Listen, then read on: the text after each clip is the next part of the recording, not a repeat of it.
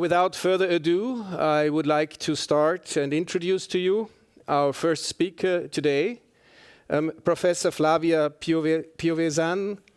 She is a professor of constitutional and human rights law at the Catholic University of Sao Paulo, a member of the UN High-Level Task Force on the Implementation of the Right to Development, former member of the Inter-American Commission on Human Rights, former Special Secretary for Human Rights in the administration of President Temer, OAS Rapporteur on the rights of LGBTI persons, and among many other functions, I saw that you were also a visiting fellow at the Max Planck Institute in Heidelberg for many years.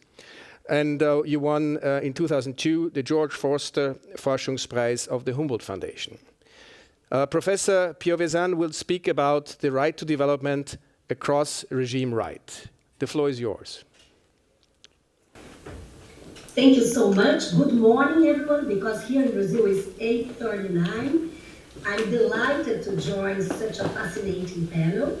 So my first expression is an expression of deep gratitude to my dearest friend, Professor Holger, who invited all of us to this fascinating international economic law and human rights seminar, international seminar.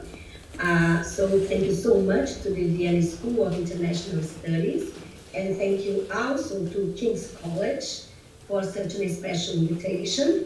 My contribution will focus on the right to development across regime rights. And I'd like to invite all of you to address three central questions. First question, how to incorporate human rights approach to development. The second question, how to incorporate development approach to human rights. And finally, what are the main challenges and perspectives to reinforce the right to development from across regime rights?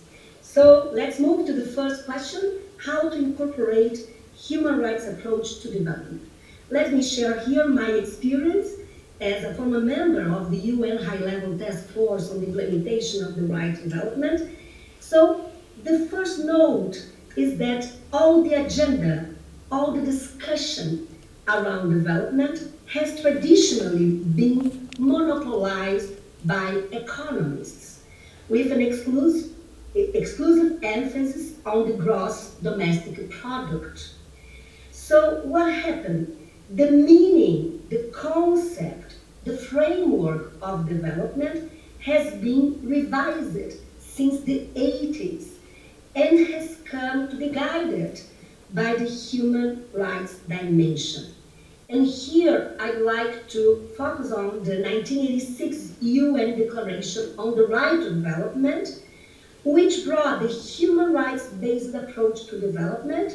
And this approach integrates the norms, standards, and principles of the international human rights system into the plans, policies, and process of development. Let me highlight the Article 2 of the Declaration, which recognizes that, quotation, the human person is the central subject of development and should be the active participant and beneficiary of the right to development. So the declaration takes this holistic, human-centered approach to development. It sees development as a comprehensive process aiming to improve the well-being of the entire population and of all individuals on the basis of their active, free, and meaningful participation. I'd like to bring the voice of Amartya Sen, who sees development as a process of expansion of the true freedoms that people can benefit from, seeing development as a right to a process that expands the capabilities or freedoms of individuals to improve their well-being and to realize what they value. Development from a human rights perspective embraces three dimensions. First, social justice. Second, participation. and third, international cooperation. About social justice, I would say that social justice is a central component of the conception of the right to development. The realization of the right to development, inspired by the value of solidarity, must provide equal opportunity to all in the access to basic resources. Effective measures must also be adopted to provide us, women, with an active role in the process of development. In the contemporary world, poverty has been feminized, as women constitute 70% of those who live in poverty. So guaranteeing the empowerment of women is an essential condition for development. Statistics show that the countries with the highest Human Development Index, which measures a population's quality of life, access to healthcare, education, life expectancy, and work, are precisely those with the smallest gender gap. That is, the smallest difference between men and women in the exercise of human rights. In the words of Amartya Sen, nothing is as important today in the political economy of development as an adequate recognition of political, economic, and social participation and leadership of women.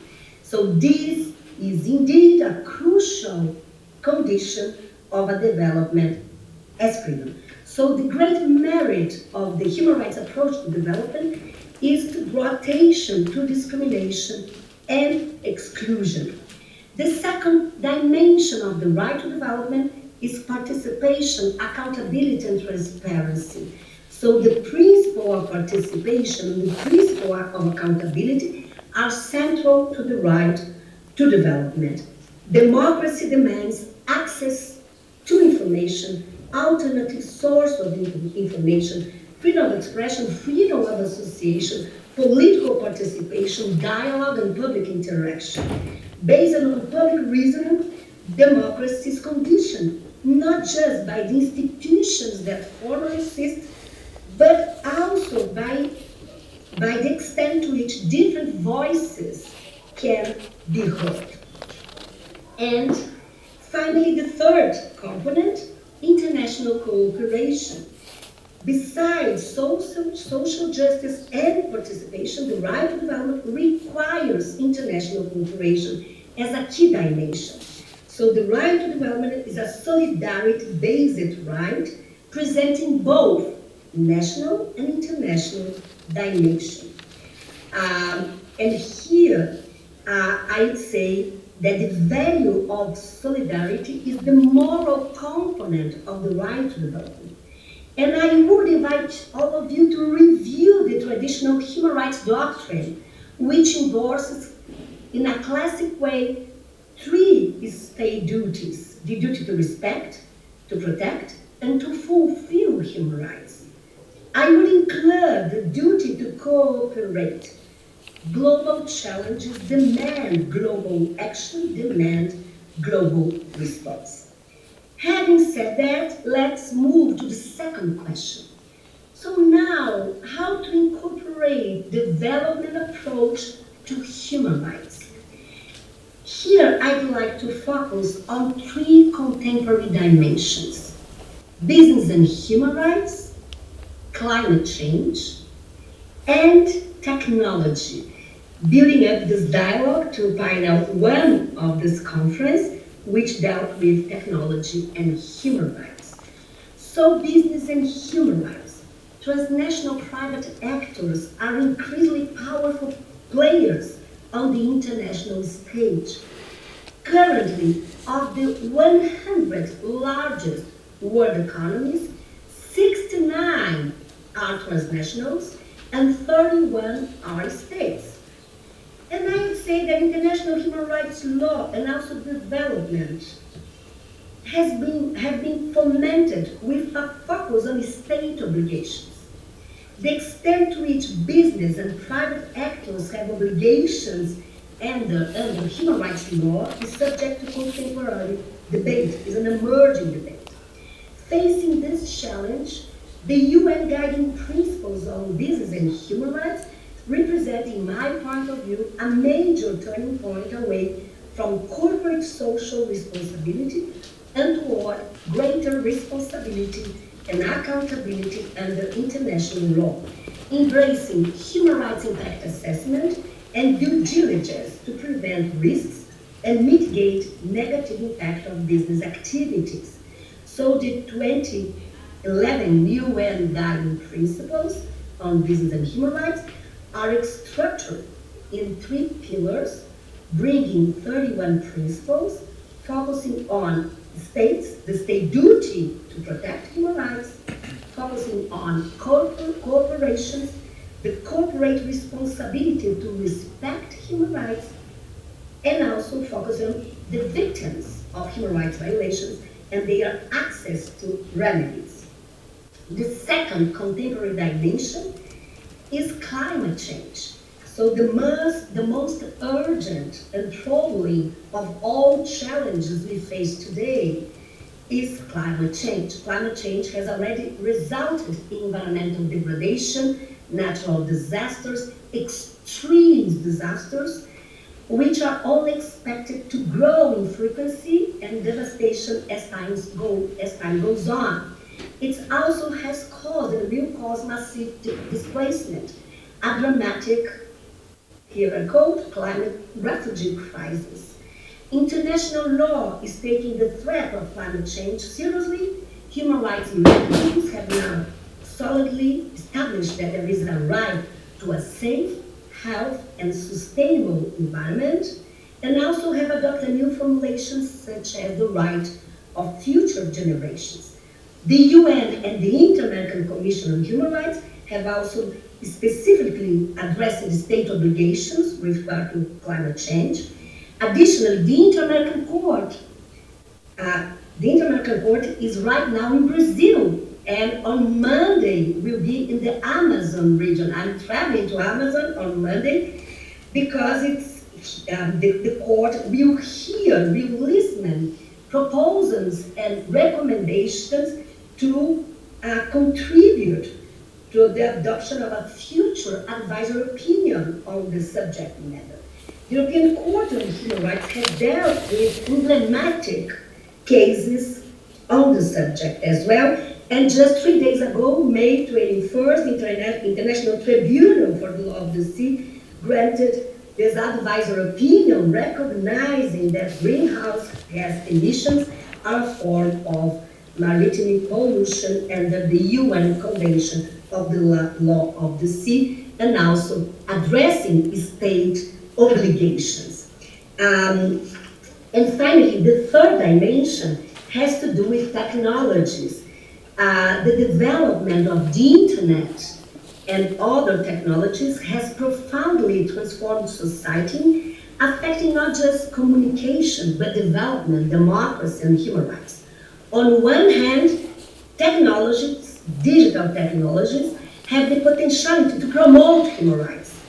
The internet rapid ability to spread information and uniquely open and collective design facilitates our enjoyment of the freedom of expression, opinion, and information. New rights have also emerged in this context, such as the right of access to the internet. On the other hand, technologies have the potentiality to violate democracy, development, and human rights. Digital technologies can serve as a tool of state surveillance, censorship, could be a tool to the increase of hate speech, fake news, disinformation. Even though 63% of the world's population has access to internet, meaning 5 billion, there is a digital divide. For example, in Europe, around 80 to 90% of the population is online, and 20 to 10% is offline, whereas in Africa, it's the opposite. 80 to 90% is offline, and 20 to 10% is online. Safeguarding human rights and democratic space in the digital age has become more crucial than ever. The same rights shall exist online and offline. And finally, I would ask what what are the main challenges and perspectives to reinforce the right to development from across regime rights. And here I would conclude just highlighting that today the richest 10% concentrates 76% of the wealth, while half of the world's population has only 2% of the wealth. In this context, the UN 23rd Agenda of the Sustainable Development Goals have been a powerful tool in encouraging state and business to fulfill their human rights obligations. Global goals were adopted by the UN as a universal call to action to end poverty, to protect the planet, and to ensure that all people enjoy peace and prosperity. Global challenges demand global responses. The SDGs also include peace, justice, and strong institutions as an important goal, emphasizing international cooperation and partnership for their achievement. So to conclude, I would say that there is the need to incorporate human rights approach to development and development approach to human rights. Development must balance social, economic, and environmental sustainability. No one shall be left behind. Thank you so much.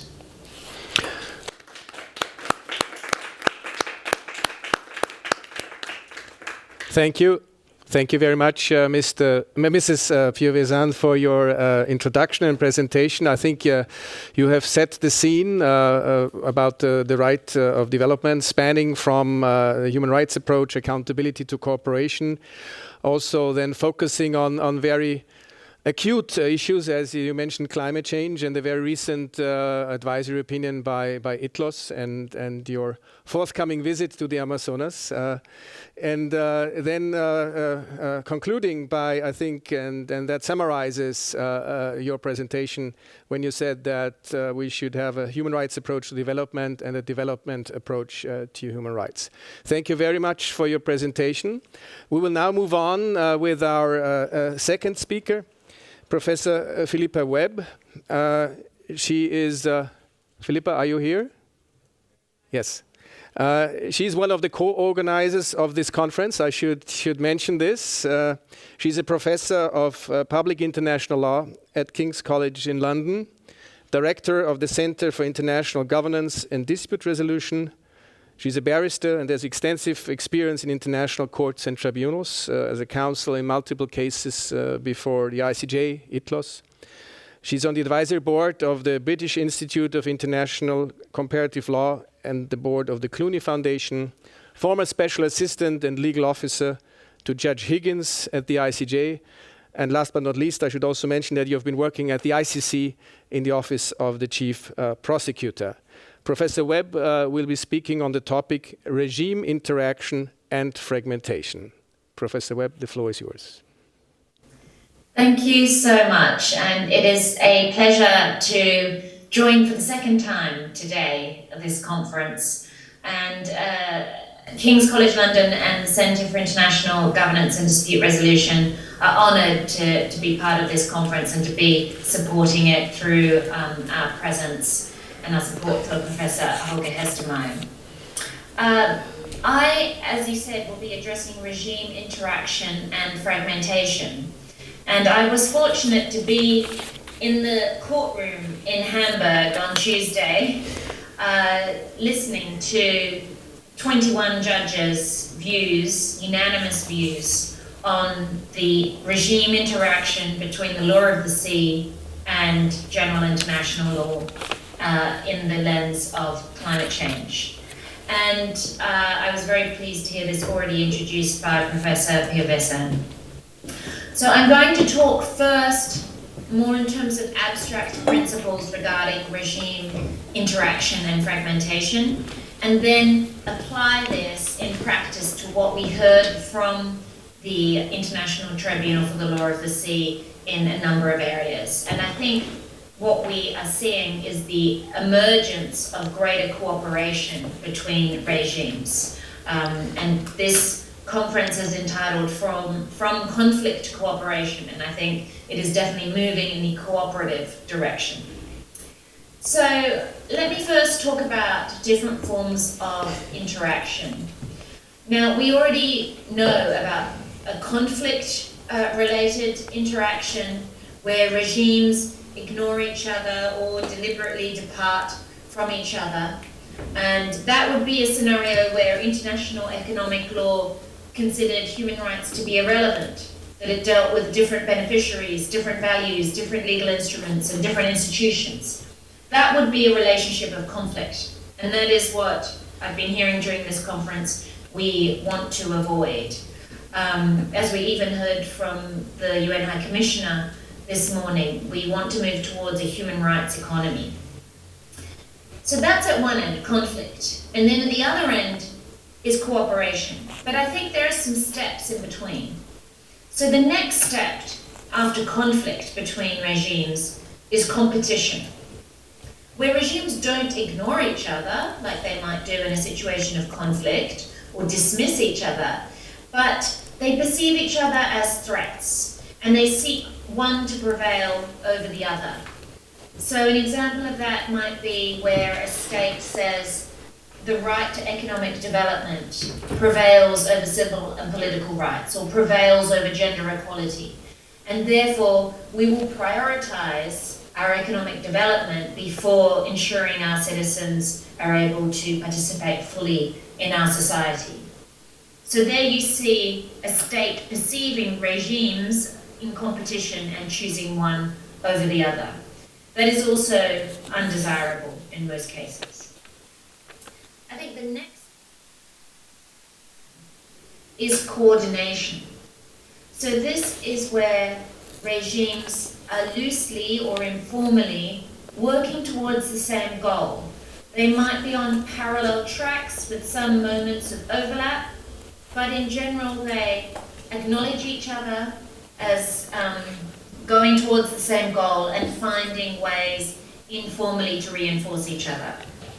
And an example of that might be intersectionality, where a person is not just their gender or just their ethnicity, but intersectionality asks us to coordinate our approach and the different protections that may be attributable to that person from a whole range of characteristics, including their nationality, their origin, their class, any potential disabilities, their migrant status, and so on. That's an example of coordination.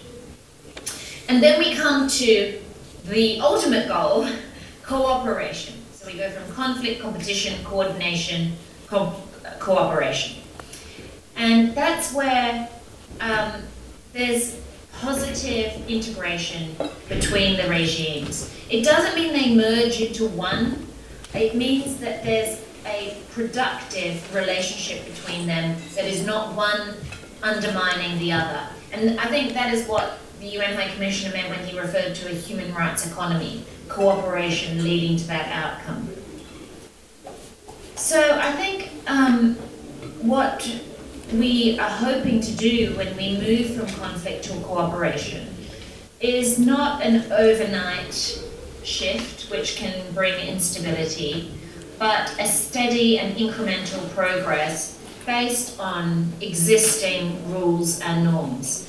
As Professor Hestermeyer said in his opening comments this morning, we have the toolbox, and it is about finding the tools, whether it's tools of sequencing or of interpretation or of staged implementation, depending on the situation, that lead to a more coordinated and cooperative outcome.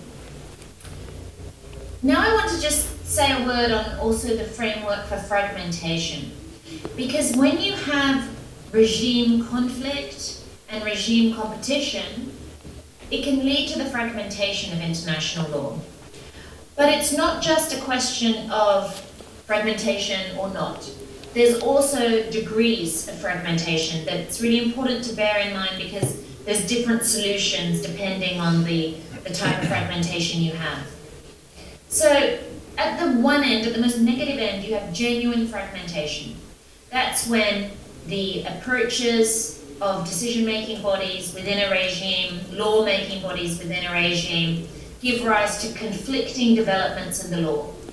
And that leads to forum shopping, uncertainty, and unpredictability. At the other end of the spectrum, from genuine fragmentation, you have genuine integration.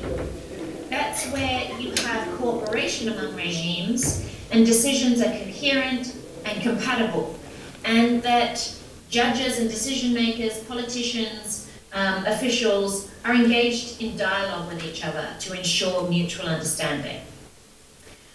But in between these two poles, genuine fragmentation and genuine integration, you can have what is called only apparent fragmentation. That's where decisions and approaches appear to be conflicting, but the variations are due to contextual factors, or the underlying reasoning can be resolved, perhaps on a jurisdictional basis or a procedural basis, and rendered compatible through clarification and interpretation. You also can have what is only apparent integration, where judges may, or decision makers may pay lip service to another regime, but not actually try to actively coordinate with it. So as we go through our discussion and as we go through the rest of the conference, I hope we'll bear in mind what is apparent, what is genuine, and what is fragmentation, and what is integration. But let me now make this a bit more concrete with the example of the IGLOS advisory opinion. And just to give you a bit of background, the request for the advisory opinion was submitted by the Commission of Small Island States on Climate Change and International Law, a group of 9 small island states. And they asked the tribunal to define the obligations of states under international law to prevent, reduce, and control marine pollution and to protect and preserve the marine environment. So it was brought by this small organization of small states, but 55 different states and organizations participated in the proceedings. And they were not all in favor of the tribunal making a robust finding on climate change. Some of them argued that we already have the COP process, we have the Paris Agreement, we have the UNFCCC. That is where climate obligations should be defined, not the law of the sea regime. They said we've got a climate regime and an oceans regime, and they don't interact. That was the view of some states. Other states argued that the ocean is at the center of the climate system. It is the largest heat and carbon sink. It covers 70% of the Earth's surface, and it is essential to every aspect of our lives, the environment, of course, but also trade, subsistence, communications, and so on. And so they argued for a very integrated regime, not treating this as self-contained silos. Well, the International Tribunal, as I mentioned, gave a unanimous opinion.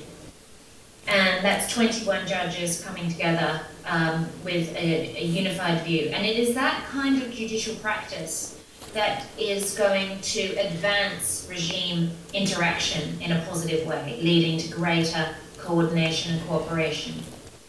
And the key points, and it's a long opinion, worth reading, but the key points are, they found that greenhouse gas emissions constitute pollution of the marine environment. This brings together science and law. This brings together climate obligations and law of the sea obligations.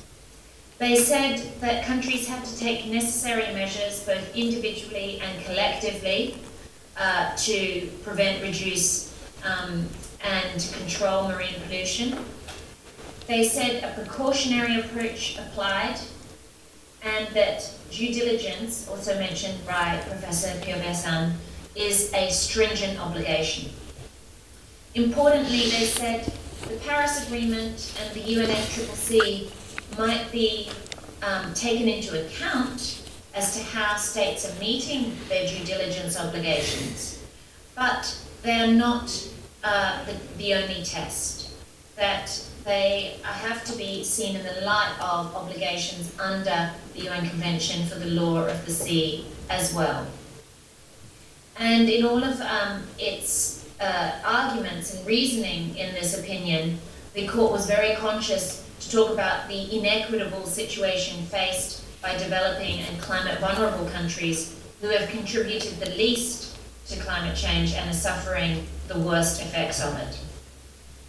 And I just want to highlight for you two aspects of the ITLOS advisory opinion where it took general international law as expressed by the International Court of Justice and built on it in an example of cooperation and coordination. So firstly, on the concepts of law of the sea and general international law and how they relate to each other, the ICJ had previously recognized in its nuclear weapons advisory opinion that the environment represents living space, the quality of life and the very health of human beings, including generations unborn. So that was said by the ICJ in 1996 in the context of nuclear weapons. ITLOS took that statement and the concept underlying it and applied it to climate change and protection of the oceans. It said that it fully agreed with the ICJ that the environment represents living space, quality of life, health, and including the health of future generations. And it said that the marine environment falls within this. And that climate change, and I quote, represents an existential threat and raises human rights concerns. So ITLOS built on what the court said in the context of nuclear weapons and brought it into the realm of climate change and human rights brought together. The second example I wanted to give you is a very technical one, but an important one on environmental impact assessments. The ICJ, in its pulp mills case, which was between Uruguay and Argentina, had discussed the concept of an environmental impact assessment. And it said some quite formal and sensible things, but it wasn't very ambitious. It said environmental impact assessments are for each state to determine in its domestic legislation. It should have regard to the nature and magnitude of the project and the adverse effect on the environment, and that there should be continuous monitoring. The ICJ also said there was no legal obligation in that particular case to consult the affected populations. ITLOS has built on this. ITLOS has made environmental impact assessments a key step in protecting and preventing climate change. They've said that environmental impact assessments concern planned activities before the implementation of a project and whether they are planned by private parties or by states. And they said any planned activity that may cause substantial pollution to the marine environment or significant and harmful changes through greenhouse gas emissions shall be subject to environmental impact assessment by the state who has jurisdictional control, and that assessment shall take into account the social and economic impacts on communities. So we see a building on, an accumulation, a development of what the ICJ first set out in pulp mills. So in conclusion, I think when we see interaction between regimes through judicial decisions, whether they are contentious cases or advisory opinions, there will be variations depending on the identity of the court, its jurisdiction, the substance of the law involved, the procedures employed. But when we have an issue like the collective existential nature of the climate crisis, then we all need to work towards positive regime interaction to move away from competition and fragmentation and to work cumulatively to build on the positive aspects and apply them to our collective problems. Thank you.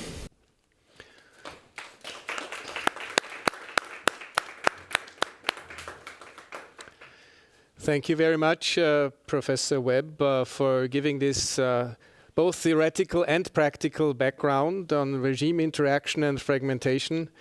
You mentioned the incremental process, what one could call the 4 Cs, conflict, competition, coordination, and cooperation. And theoretically also, of course, the problems involved in the fragmentation of international law. This is an issue, if you allow me to comment, that I remember the International Law Commission has dealt with about 25 years ago. Professor Hafner from Vienna at the time and Martti Koskiniemi took over the issue, and unfortunately this project was not continued. But it might be that we now see that we have to give more attention to these issues, and also for bringing this recent example of the ITLOS advisory opinion, which some might question, what does it have to do with economic law and human rights? It's law of the sea. But the concepts behind it, I think, are the important ones. It's the important ones that the judges of international courts and tribunals do not live in their silos. They have to look beyond the edge, so to say, and yes, get inspired from other areas.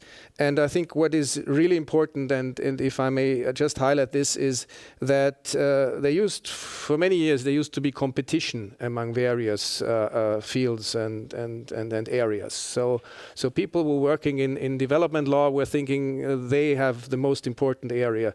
Those working on human rights law thought they were the most important ones. But we are beyond competition. If we want to move forward, we have to come to cooperation, the 4th C. So with this, I'm not trying to summarize the presentations, but I'm taking the privilege as chair to add a few comments after the presentation. So without further ado, thank you again, Professor Webb. We are now coming to the 3rd speaker today, Professor Daniel Sarmiento. He is present here in Vienna, so welcome to Vienna. Great that you could come here to the Diplomatic Academy. Professor Sarmiento is a professor of EU law in the Universidad Complutense of Madrid, editor-in-chief of EU Law Live, a practicing lawyer, so you bring both the theoretical and practical experience. You're practicing in EU law litigation. You are a very prominent expert on European Union law. And I should not be remiss to mention that you were also legal secretary in the EU Court of Justice from 2007 to 2015. So you bring a long time of experience in the EU Court. And Professor Sarmiento will speak about deep integration agreements and human rights. Please. Thank you very much. I guess I'm being heard, right? It's the first time I'm testing the microphone. Good, thank you. So. Thank you very much for the presentation, the very kind presentation, Mr. Chairman, and thank you for the organizers of this event. And in particular, I'm personalizing this message of gratitude in Professor Hestemeyer. I'm very happy to be here in Vienna. Now, in the 15 minutes that I will try to use to make a very short and concise presentation, I will try to make a point on a topic which is way too broad, which is the topic of deep integration in human rights. But I will try to use the perspective, which is probably the only perspective I can mention, of the European Union. So allow me to use the example of the European Union's experience in deep integration to try to tackle some of the issues that are now on the table, in which interaction, friction and challenges from both legal and economic perspectives are present. So I am using the EU as a laboratory in these 15 minutes to give some flavor of where the challenges are, and this can be extrapolated to many other political organizations which are facing similar dilemmas. Now, the EU might be actually a good example to use because the European Union is probably the world's leading promoter of deep integration. Probably no other organization has been making such an effort as the European Union to push integration agreements which go way beyond trade, that enter territories which are the domain of traditional policy areas, from the environment to social policy to development, of course, and all the way to areas which I will mention later, such as cooperation in criminal justice or even in defense. So deep integration, when looked at it from the perspective of the European Union, is very deep. Is very deep integration, and the way in which it uses deep integration is, of course, as a way to promote its own position in the world, but also to promote its own values. And here's where the issues start to arise. The EU promoting values through deep integration. Now, I think that at this stage we can have, or we can say that there is a very broad array of examples in which the EU has succeeded in promoting this agenda. From the Comprehensive and Economic Trade Agreement, CETA, the EU-Canada agreement, to the Singapore, Japan, South Korea agreements.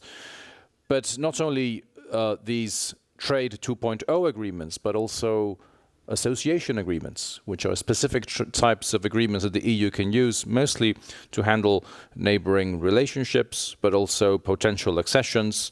And these agreements are also tools of deep integration. And I think the case of Ukraine is a paradigmatic example, because the association agreement with Ukraine not only includes elements of trade, but also elements that go beyond trade and that go even into the terrain of defense and security, for reasons we can all now see.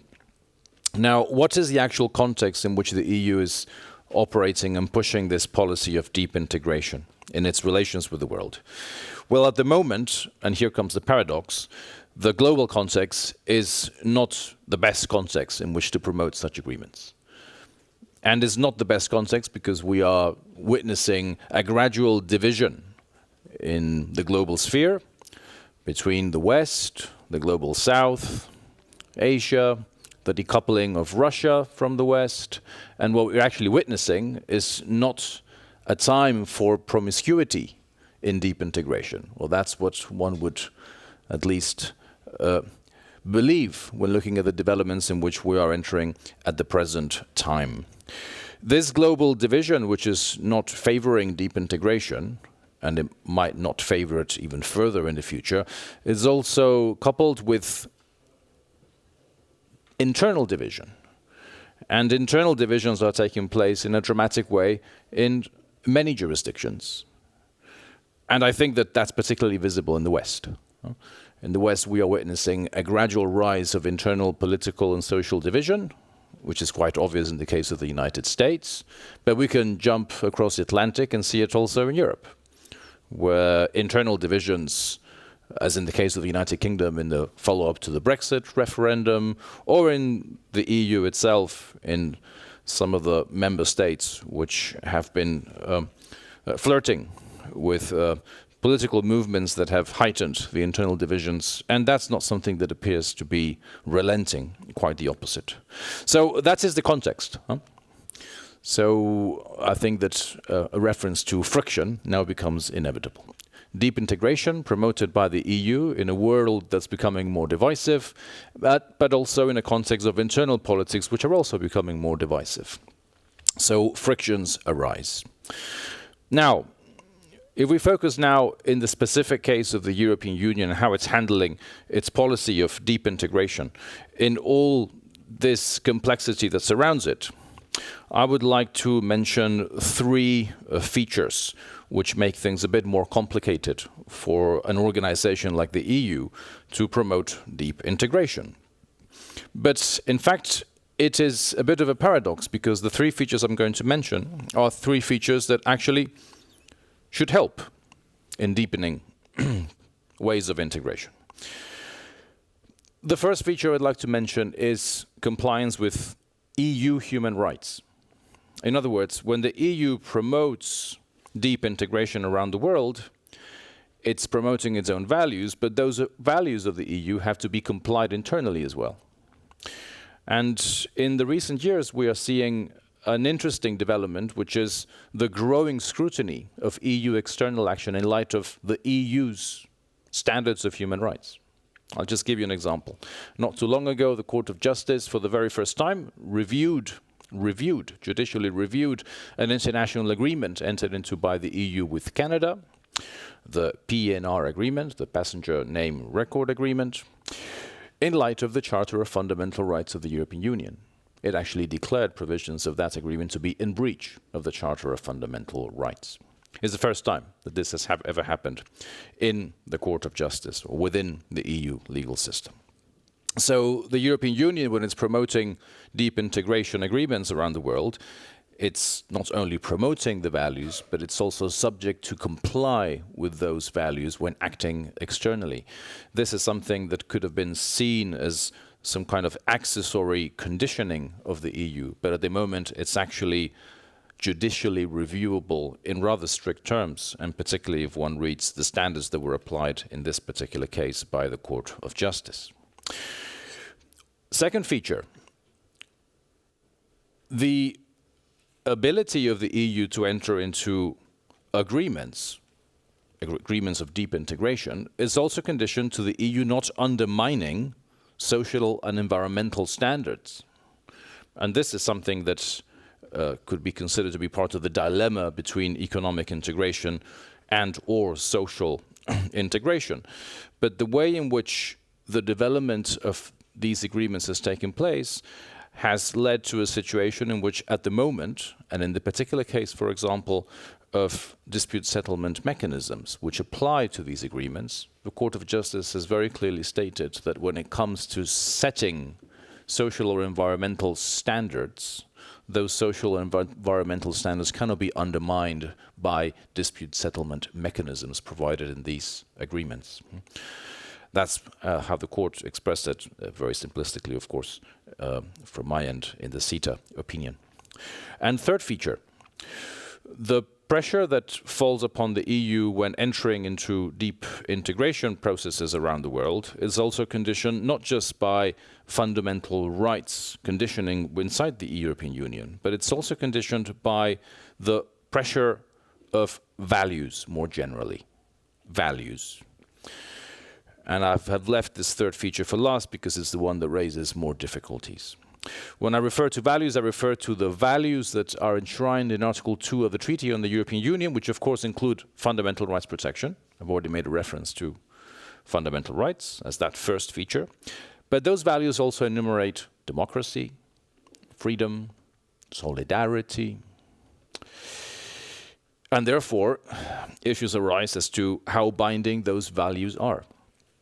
20 years ago, one would have said those are programmatic provisions with basically no legal standing and no ability to produce concrete effects in individual cases. I wouldn't be so sure anymore. And good proof of it is that the European Commission has launched just a couple of months ago, for the very first time, an infringement procedure against a member state, Hungary, in a case concerning the protection of minorities, relying solely on Article 2. In other words, using Article 2 as a self-standing ground of review to bring an action against a member state for the violation of EU law. We will see what the Court of Justice has to say about the use of Article 2 and the values in the future. But on the other hand, and not too long ago, just 2 years ago, the Court of Justice also clearly stated that when it comes to the values, these values are not just values to be complied with, but they are values to be actively defended. In the, I would say, seminal judgments of the Court of Justice on the validity of the so-called conditionality regulation, a tool of control of financial management by member states which do not comply with Article 2 values, the Court of Justice reviewed the legality of this instrument and stated that Article 2 values are not just relevant provisions for the purposes of that regulation, but they reflect the very identity of the Union's legal order. That was the terminology used by the Court, the very identity of the Union's legal order. And those values are not there just to act as a wall, but they should also be actively defended. And that's how the Court of Justice ended up giving a positive answer to the question of the legality of that regulation, because that regulation was a way of actively defending those values. In the language of that court decision, it was very clear that the active defense of the values is relevant. Now, when the EU is engaging externally in deep integration agreements, to what extent the active defense of those values becomes relevant. And that is the issue that is now pending. And that is the issue to which we do not have an answer at this time. But I think that that shows clearly the internal frictions to which an organization like the EU, which has been the leading promoter of deep integration agreements throughout the world, is now facing the internal conditionings of how to protect the values and how to protect them when acting externally. I'll just give you a concrete example of how all this plays out in a specific case. And that specific case is the trade and cooperation agreement between the EU and the United Kingdom. This is the trade agreement in the post-Brexit world. We already have also a withdrawal agreement, which articulates the practical conditions of the withdrawal of the EU, but then, of course, what happens with the future relation? Well, that's what the trade and cooperation agreement is for. The trade and cooperation agreement includes chapters on judicial cooperation, on police cooperation as well. And because it's an example of deep integration, could have been deeper, but is rather deep, the agreement contains conditionality clauses which are made conditional upon both parties complying with the standards provided in the European Convention of Human Rights. In the case of the United Kingdom, this means being a party to the European Convention of Human Rights. In the case of the EU, this means that its member states must be a party to the European Convention of Human Rights, maybe in the future the EU itself. But what happens in the case of withdrawal of one of the parties from the European Convention of Human Rights? Well, that means that automatically the chapters on, for example, judicial cooperation become suspended. In other words, for the chapters on specific areas of policy in which there is a relevant human rights dimension, and judicial cooperation is quite obvious, just think, for example, of extradition procedures and the guarantees, procedural guarantees and human rights that are involved in those cases, accession to an instrument of human rights protection becomes an actual condition which allows for the implementation of those respective chapters. Actually, at this very moment, there is a debate in the United Kingdom as to the withdrawal of the United Kingdom from the European Convention of Human Rights. Nobody's really talking about the consequences that would have on the trade and cooperation agreement, and the spillover that that would also have beyond the trade and cooperation agreement. And I'm speaking, of course, of Northern Ireland and the Good Friday Agreement. So you see the domino effect of human rights conditionality in one of these agreements on the part of the EU is quite considerable. Could the EU have done otherwise? Probably not. In other words, could the EU have negotiated this agreement with no human rights conditionality? Probably not. Why? Because of the features I was mentioning before. Because of the internal pressures coming from within the EU legal order and the legal orders of the member states that impedes the EU from entering into that kind of an agreement without guarantees as to human rights compliance. Now, a final word, and I'm 1 minute beyond my time. We're speaking about deep integration agreements, and of course this takes us to the world of international agreements of the EU as the example that I have been using.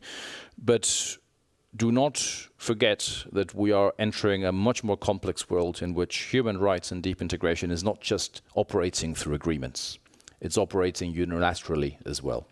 And in the case of the EU, to keep with the example of the EU, it's actually quite a coincidence, but today the Council of the EU decided at last on the Corporate Sustainability Directive, which is the directive that's actually going to be rather relevant in determining conditions and compliance requirements on supply chains for undertakings established in the EU, irrespective of their nationality, as long as they are established in the EU. The global consequences of this directive are quite significant for human rights protection beyond the European Union. So we should not just look at how human rights and deep integration articulate through agreements, but also unilaterally, as we're about to see in the case of the Corporate Sustainability Directive, whose effectiveness is still something of a mystery. And here I will stop. Thank you very much.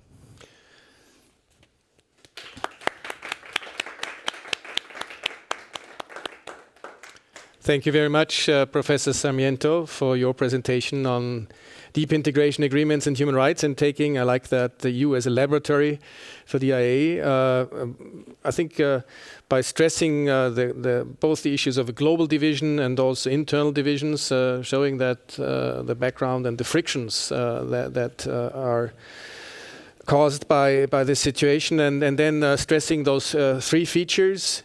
One is the internal compliance with the EU human rights, and immediately the old saying came to my mind that the EU must practice internally what it preaches. So it really goes, what is inside you cannot try to export certain standards, human rights standards, without complying with them internally. Then when you mentioned that the EU must not be undermining social and environmental standards. And then, of course, the delicate issue about the values and under Article 2, and particularly the current case that you mentioned regarding Hungary. And in the end, of course, the practical example, the consequences with regard to the trade and cooperation agreement with the UK, and the linkages with human rights. We see it probably also in other cases, but I think it's very important to draw attention to this fact that we have these standards in the European Convention on Human Rights. These are our not only values but rights in the European context. And I'm an optimist. You mentioned about discussions in the UK about withdrawal. I'm an optimist that, and we all hope that this case will not become a reality.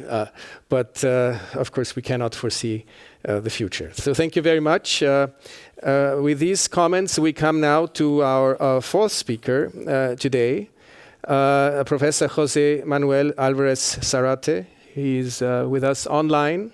He's a professor of international economic law of the Universidad Externado de Colombia, formerly director of the university's Department of International Economic Law and its postgraduate program in the field. He's also a practicing attorney on international trade law, international arbitration, and community law, and a co-founder of the Red Latinoamericana de Derecho Económico Internacional. And please, apologies for my lack in Spanish, but my pronunciation. Professor Alvarez Zarate will speak about human rights in FTAs and the Global South. Professor, the floor is yours. Good morning, everyone. Thank you so much. And good afternoon in Vienna. Here is 7:30. And I want to thank Holger and the organizers of the Diplomatic Academy and King's College for having me here today. I also feel very honored to share this panel with such distinguished colleagues, Flavia, Philippa, and Daniel as well. Well, the debate on international economic law and human rights has been going on for quite some time. Here are just two examples that I found in my library, Holger Hetzmeyer's book on human rights and the case of the WTO, the case of patents and access to medicines, that was published in 2007, and the edited book on human rights in international investment law and arbitration by Pierre-Marie Dupuy, Francesco Franconi, and Ernst Ulrich Petersmann, which was published in 2009. However, after more than 15 years since this discussion started on human rights and international economic law, it seems like the issue is still unresolved in the international arena, even though a new generation of BITs and free trade agreements has included provisions that Global South negotiators hope would resolve the tensions between trade and investment commitments and domestic, environmental, and human rights policies. The experience has shown that these provisions have not worked as promised on those provisions from the new free trade agreement generations, or the BITs new generations in the 2000s, when those were signed. Seen in some investment cases, such as the Eco case against Colombia, where environmental provisions are in place in the Colombia-Canada Free Trade Agreement, but those were not applied, in many people's opinion, by the investment tribunal. It seems so that not much can be done from the perspective of international instruments, or at least those instruments. Today, we do not see as well the serious negotiations between states to find the right balance to clarify the policy space that states have in the WTO, or in the free trade agreements, or in the BITs, to address policies that protects human rights or environmental. Those are, as was mentioned by Philippa, there is a fragmentation. This is something that it's there all the time. It's something that we have to deal with when these problems arise. I argue here that if international policymakers do not seriously address these concerns, then I say here, I argue this, then local courts can help by making decisions that governments could follow after. The cases of Patrick Costello against the government of Ireland in the approval of the CETA, and the constitutionality, which are not about human rights or about the environment, but they serve as examples of how local courts can help shape international policy. Because what happened after those decisions, at least in the Colombian case, made the negotiators from the government to change some of the provisions of the BIT, the Colombian-France BIT. Another case would most likely be the review of the constitutionality of the Escazú Agreement by the Colombian Constitutional Court as well. The Escazú Agreement is a Latin American environmental agreement which obliges states to make available information on economic projects and to consult to the affected communities. This goes beyond the prior consultations on indigenous communities. The consultations it can be bring by anyone interested, or that the environment, or that the project may affect its community, or his community, or their community. The hearing of the Escazú Agreement at the Constitutional Court took place last April, just 1 month ago, at the end of April. I submitted there an amicus curiae, where I asked the court to take into account investment treaties signed by Colombia. So a coordinated decision will take place. This might serve to what Philippa just mentioned. It will be a coordinated decision where the court, is my hope, will integrate constitutional law, human rights, and the agreements on environmental and human rights agreements as well. In the Constitution integrates the three of them, at least the principles, but we'll see what happens, how the court will decide in this case. So Latin American countries began to sign these free trade agreements with the United States in the early 1990s. Mexico. Then at the end in 1993, it was signed. The NAFTA was signed between Canada, Mexico, and the United States. Then at the end of the 90s, the free trade agreements were signed by Chile. Then in the 2000s are the CAFTA, then Colombia, and then Peru started to sign all these agreements with Panama, with the United States, and the European Union, of course, did not want to be left behind, and started negotiations also with all these countries. At the end, all the negotiations result in the signing of free trade agreements in which it was determined that the parties had to preserve their ability to protect public welfare. Those provisions, you may find them in some of the preambles. A reasonable interpretation of this provision of the preamble is that the human rights are included.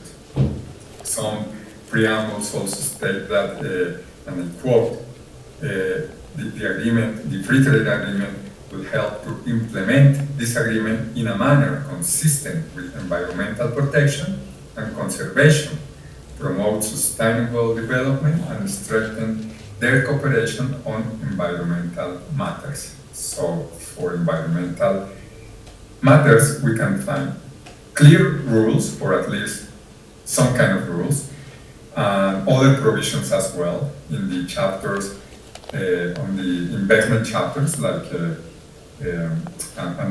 like the chapter, the free trade agreement that signed by the United States with all the Latin American countries, where you can find provisions that establish something like in a language that says that nothing in this chapter shall be construed to prevent a party from adopting, maintaining, or enforcing any measure otherwise consistent with this chapter that it considers appropriate to ensure that investment activity in its territory is undertaken in a manner sensitive to environmental concerns. So you can find these kind of provisions in the free trade agreements, and but however, these provisions are in place because in the case of the Oro against Colombia, these provisions did not prevent Colombia from being held responsible for violating the principle of fair and equitable treatment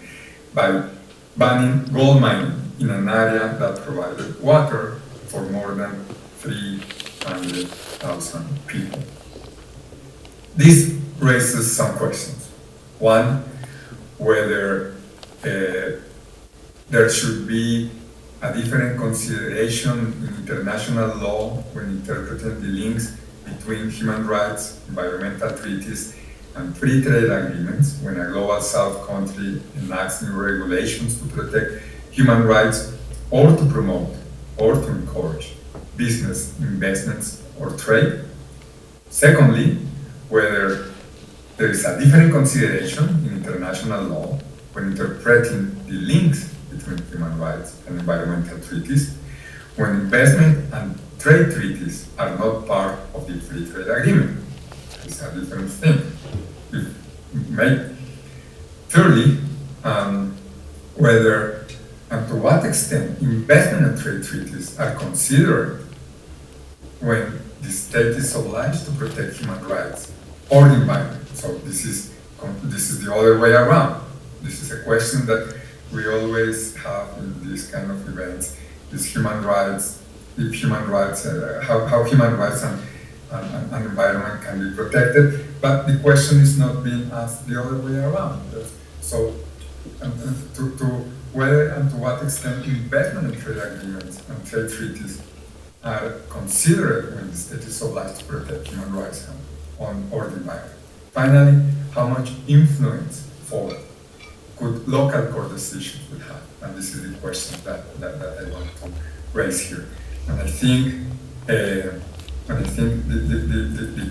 local courts have much to say, and it has some influence, and it's a step forward to try to integrate the rules on international, the rules on human rights and economic rights all together. So at the end of the story, it all will depend on who interprets and the apparent conflict of laws. that source with this.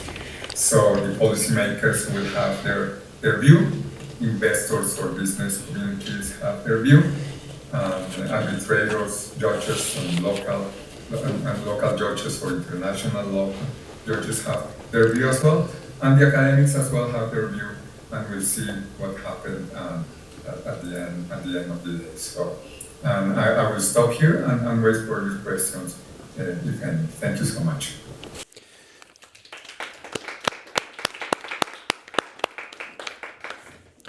Thank you so much, Professor Alvarez, for your presentation on the perspective of free trade agreements, and particularly from a South American perspective. And I would really want to highlight what you mentioned about the influence that national courts or constitutional courts can have and help shape the policy also of governments. And maybe if I may, I would like to add an example from the Austrian perspective. It might be known to some of you that under the Austrian constitution, Article 140A, there's an individual possibility to challenge international agreements concluded by Austria. So we did have a headquarters agreement, totally different area, but similar concept, concluded with an international organization here in Vienna. And that organization at the time did not provide for an effective remedy for labor disputes. It did not have an internal procedure compliant with Article 6 of the European Convention on Human Rights. And in Austria, the European Convention on Human Rights has constitutional status. So it's like a constitutional law. So this agreement, this international agreement, was successfully challenged before the Constitutional Court. And it forced the judgment of the Constitutional Court, forced the Austrian government and the international organization to renegotiate an additional protocol to amend and add some elements to this headquarters agreement. So this is just an example fitting in your presentation, that constitutional courts and what applies here to immunities and due process could also apply to environmental issues or other human rights issues. And then secondly, of course, you mentioned the various hooks or elements regarding human rights or environmental issues in various agreements, whether they are bilateral investment treaties or FTAs or other agreements. And of course, it's always a question of the negotiation, how much leverage, how many elements you get into these agreements. And just to point at another example within the European Union, there are these agreements where there is a reference in the agreement that the human rights part is an essential element of the agreement. And this is the hindsight is that when a certain article of an agreement is an essential element, under the rules of the Vienna Convention on Law of Treaties, you have a hook then to, if that article is violated, to partially or fully suspend the agreement or even terminate it. So this is an example for a rather strong reference. The other examples you gave were probably rather weak references when this one example with the gold mine where this reference did not end up in being strong enough. So thank you very much for these presentations. I'm looking at my watch. We are well in time. Thank you very much to all speakers for keeping within the time limit. So this gives us about some 15 to 20 minutes for a Q&A session. So I would now like to open the floor to any questions and comments you might have. And it would be first, please introduce yourself. And then also, if you have a question addressed to one of the speakers, please identify the speaker. And at the same time, I would also like to include our speakers to be interactive. So if you have questions or comments to each other, then feel free to signal it to me so that you can raise your question. I would suggest that we collect the questions and comments and then give the floor back to the speakers to comment and answer them. So I see someone here in the first row, please. Hi, thank you so much for each of the presenters. My question will be for Daniel.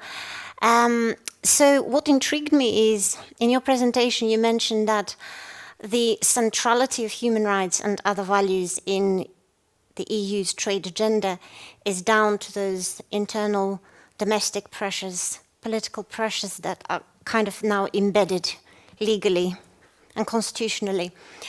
Do you think there is a risk that some of those pressures may relent and there will be almost like a downward pressure on the enforcement of those values in light of economic concerns, in particular with this rise in economic security agenda and other economic anxieties?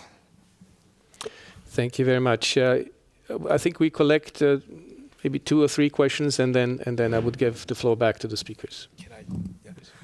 First of all, thank you for everyone, and then thanks for the wonderful talk today about the human rights. And my name is Wallace. I'm the student from the Vienna Schools of International Studies, and I have questions to Professor Piovesan or Flavia. And you mentioned about the human rights and development, but I wonder, like, the Chinese economy is more advanced and there is a fallback of human rights. Like in China, there's a social credit systems. Or another example is it in Hong Kong in the name of national security to further erode human rights. So how can we explain that developed states like China and Hong Kong, but still having a low level of human rights? Thank you. Thank you. And maybe a third question?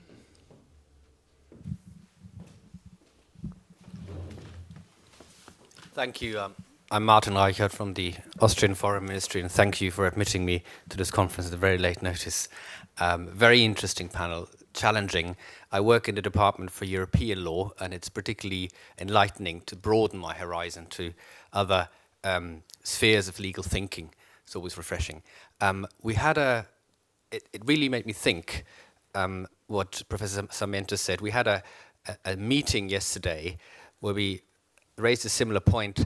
Human rights promotion, particularly coming from Europe, on a global scale, is not popular these days. Not popular in Africa, not popular in some parts of the Balkans, and not popular in many other parts of the world.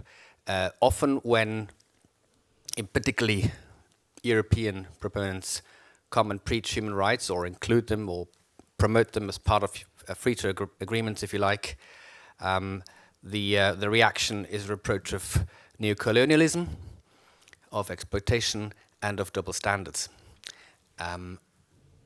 And this is in a context of competition that I would even call geopolitical, with value systems from other parts of the world. This plays out in Africa, I think, in particular. And I think Russia these days we can count as another part of the world when we're talking about values. But Russia also promotes what they call values, and they promote it very actively. So how, this is my question to all of the speakers really, and particular speakers from Latin America and out of Europe, how can we retain the necessary narrative that we need to raise human rights, to raise developments for global standards, versus these counter-narratives that reproach us of having hidden agendas? How can we win that debate for human rights and not have to retreat versus other arguments of being post-colonialist or being Eurocentrist and so forth? And it's something that faces us every day. Thank you very much. Are there one more? Then we can have a second. We can have a second round, maybe. So, who would like to start? Maybe I would suggest that we start with the answers in the same order as we did have the presentations. Please, Professor Piovesan. Can you hear us? Yes, absolutely. So thank you so much. I learned so much with all of you, and thank you for the questions, which are so, I think, hard questions. I would react in 3 ways.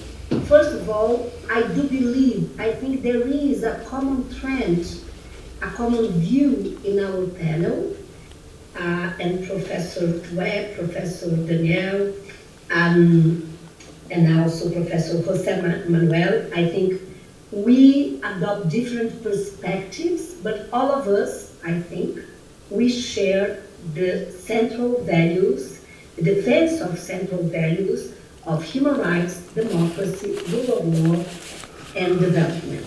So that's the first point. And I do believe we move more in direction of cooperation and coordination than conflict and fragmentation. And we heard here important examples to give us hope. First point. Second point, that the world is very complex, and I do agree with the point raised by Professor Daniel Sarmiento, that we live in a very complex world. We have emerging powers, we have the global expansion of authoritarian rule. According to Freedom House, we have now more countries based on autocracies than on democratic regimes. And only global solidarity among, I would say, democracy's defenders can successfully counter the combined aggressions of its adversaries. So we have, I would say, the struggle to build up this universal narrative that human rights, democracy, rule of law, and right to development should prevail. But we have a world which is more and more complex. Plus, I agree with Professor Daniel, even the level of polarization, as we see in Brazil, in the US, in Colombia, we have polarization in terms of internal politics. And my third reaction would be the question, how can we win? I mean, how to build up this necessary narrative, this counter-narrative. I do see that there is this game, this in terms of geopolitics, that is really complex, and I'd like to endorse the view of Professor José Manuel. At the end of his remarks, he said, we have different social actors, we have policymakers, we have academics, we have investors, we have business, we have the international community, I would add. I do think that development, democracy, human rights, rule of law are shared enterprise. So its fate, their fate depends on all of us in such a very complex and dramatic scenario. But I think it's up to us to make the moral choice and to defend through our, I'd say, legal theory, doctrine, practice, and I'm a believer that there is the transformative power of ideas, that ideas can be a powerful tool to bring and to foment social change. So those are my three reactions. I think it's really a hard questions, but I will leave with those three reactions. Thank you so much. Thank you very much as well. Professor Webb, do you have comments? Yes, I'll just comment on the last question on the challenge of promoting human rights on a global scale in the face of critiques of double standards and imperialism and neocolonialism. And first of all, to say I entirely agree that this is a challenging critique that's being made more and more in international fora. There's those who try to frame what are actually international standards as instead the standards of the West, or I've seen the term used, collective West, to include countries that are geographically outside the West and supporting it. Just a couple of reactions to that. First, I think the critique of double standards is a genuine one, and not one that can be easily dismissed, but it is not a reason to stop promoting human rights or to stop calling for the fulfillment of international standards.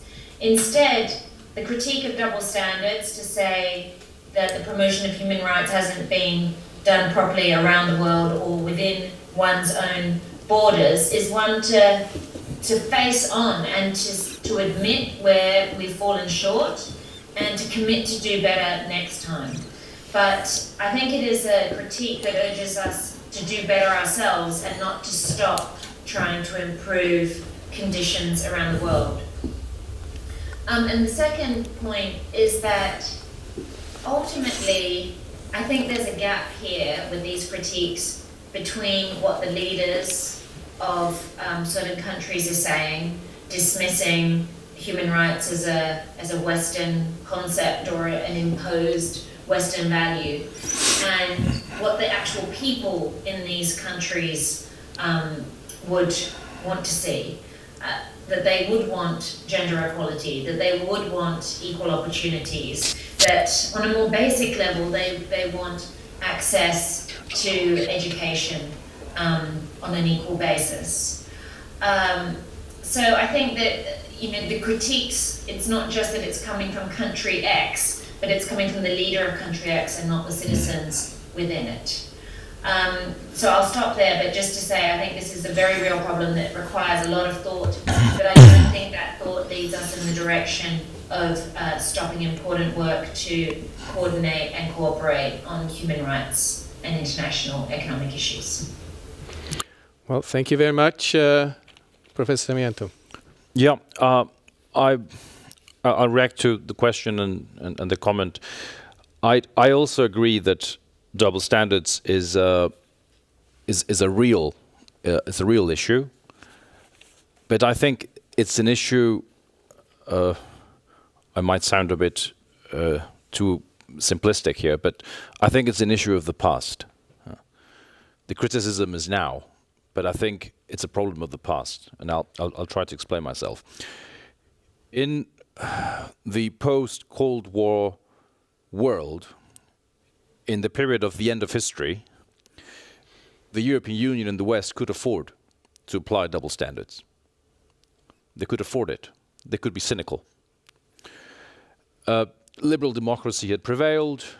Liberal democracy was on the rise. And because we are on the winning side, we can be pragmatic.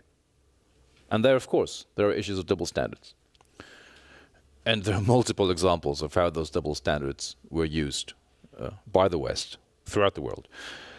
We are in a different world now. It's a different world.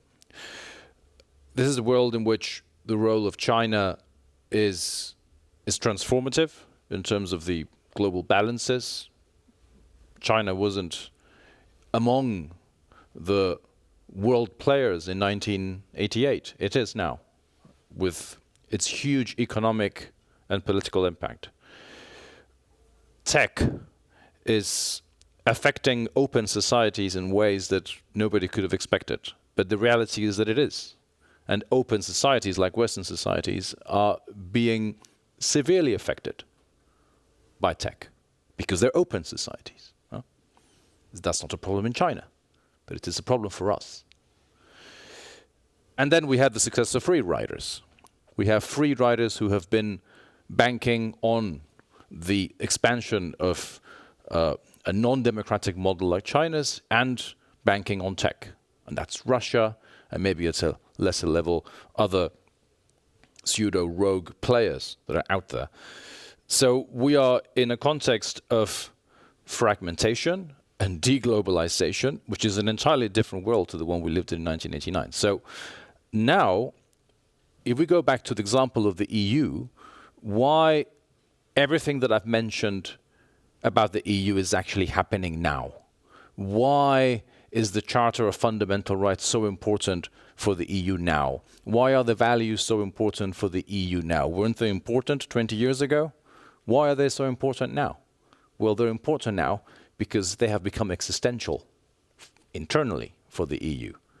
because Poland is very worrying, because Hungary is very worrying, because the arrival of Marine Le Pen in the future is very worrying, because Giorgia Meloni was very worrying. Now it's not so worrying anymore. But it is an existential concern of the EU that it might actually lose its democratic features in the long term. So that's why we have this internal pressure coming towards the EU, and that pressure now it's visible in its external actions in the world. So now, in contrast with what happened in 1989, in which the EU and its member states could afford to be cynical about human rights internationally, now for the EU this is a touchy subject. It's highly touchy because it's existential internally. And I don't think that this is just a hypothetical threat. The threat of democracy receding in Europe is real. So now when the EU goes around the world preaching about human rights, it's not just worried about the importance of human rights objectively. When it looks back home, it realizes that it has a genuine and real human rights issue. So now its authority when negotiating internationally, its authority is a bit better than 25 years ago, paradoxically. But not because human rights have prevailed, but because the EU is actually serious when it says that this is important for me. Now, how will this play out in the long term? Nobody knows. It's politics. It's not about law. So politics will determine what the future will look like. And politics will tell us to what extent the EU will be able to keep its human rights policy, whether for existential reasons or other reasons, or whether the EU will go back and embrace authoritarianism or its member states. We'll see. It's politics. That's my take on that. Thank you. Professor Alvarez, Zarate. Yes, thank you. Not much to add, but however, I think, and I will take it from the last thing that Daniel said, this is about politics, and we need to. So if we are in front of politics on how politicians interpret in their way human rights and environmental obligations, then I still think, and I think that we need to strengthen judges, the courts, local courts and international courts, and make sure, or at least advocate as much as we can, that decisions of the international courts and the local courts are taken into account. So that would be my take on that. And this is the instruments of human rights and environmental. There are plenty of them, and are there we have the system of the Inter-American Court of Human Rights, and we have all those treaties and the United Nations as well, human rights. So the law is there, so what we need to do is to apply it, and to apply it even though it's a strong country that might be violating international law, human rights, or a small country. Everyone has to comply with the law at the same time and in the same manner. So no exceptions. No exceptions to apply. We should follow a rule of law, if you want me to call it like that, a rule of law on environmental and human rights, and no excuses not to take it into account. Thank you. Thank you very much, Professor. I was aware that there was one question in the room. Can you be very short, and then please address it to one of the speakers, so we have at least, I think we only have 2 or 3 minutes left. Please wait for the microphone, please.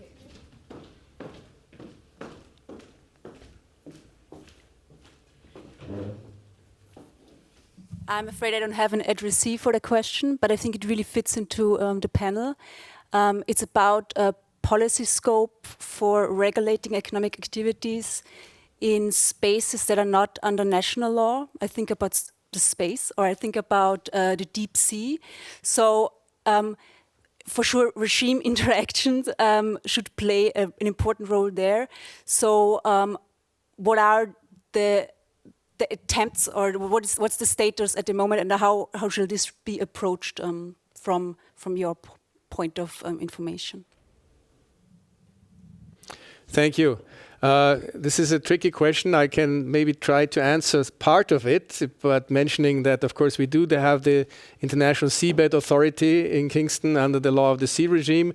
And last summer, the BBNJ agreement was adopted in New York for the protection of biodiversity beyond national jurisdiction. So the high seas would be covered, and partly the deep sea. Maybe I'll give... does one of the speakers want to add a few more elements, maybe 2 or 3 sentences? Any volunteers who want to? I'll just say one sentence stuck to what I have been discussing before. From the perspective of the EU as an organization, it's very tricky. Think about space. And the EU has just approved this week, I think, a space strategy.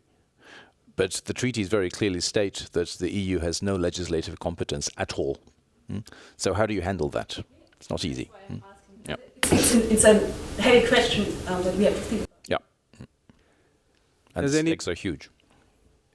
Unfortunately, we don't have the time to go in depth. Does Philippa, or do you want to add something on Law of the Sea? I would just say, ITLOS mentioned this as well on Tuesday, showing that these bodies are thinking about what they can draw inspiration. So they talked about the deep sea bed, the high seas, outer space, all of these areas of global commons.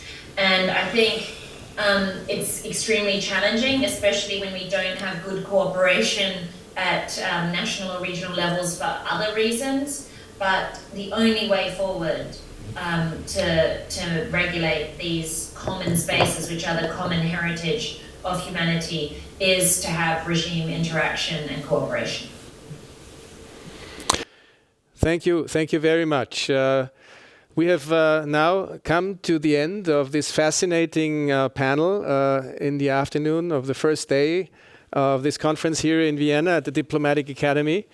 I would not even try or attempt to summarize the various presentations today. We don't have the time, and it would be an impossible task.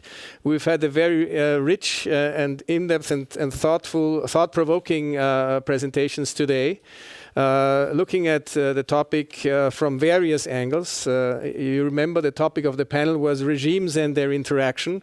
And I think we're all more enlightened about the complex situation that we have with the various regimes.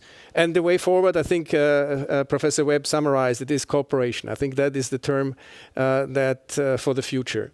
I think we have heard excellent presentations of our 4 speakers today, and I think they deserve another round of applause for their presentation. Thank you.